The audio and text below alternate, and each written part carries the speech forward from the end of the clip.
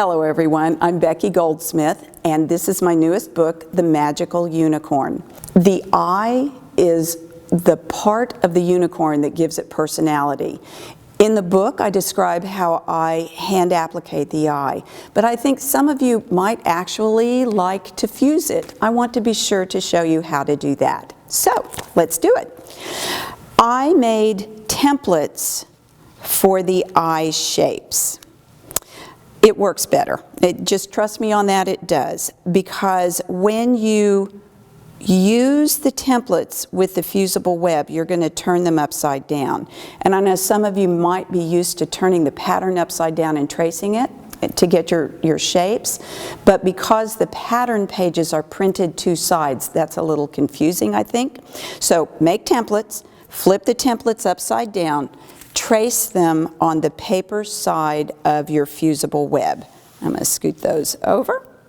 Then, once you have traced around them, cut the shapes out, leaving a small perimeter of paper around them, and press your fusible product on the wrong side of your fabric, the fabrics you're going to use for the eye.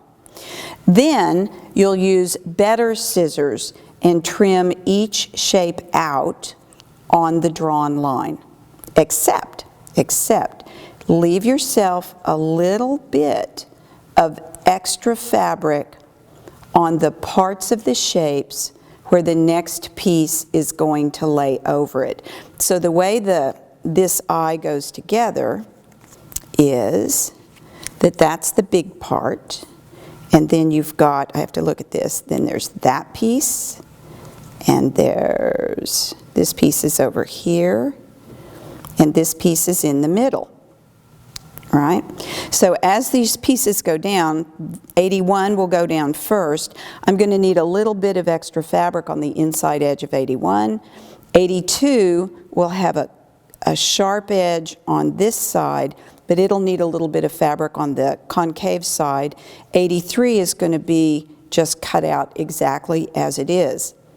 And what I did on my paper, and I probably could have told you this earlier, but I'm going to tell you now, I put little X's here on my fusible web so that I know where to leave a little bit of extra fabric where the next piece is going to lay over it. So I've got these shapes. When I cut them out, I would look for my little X's, and on this side I'd leave, something like 1/8 of an inch, maybe a scant 1/8 of an inch when I cut this out. And then I would cut the rest of the shape out cleanly. All right, once you've got that done, you can use your overlay to fuse one piece on top of the other. So all of these shapes would be cut out, turned right side up, and you use the overlay. I'm going to pull this over so it makes more sense. I'm going to put each piece in place on top of the eye, and you have choices.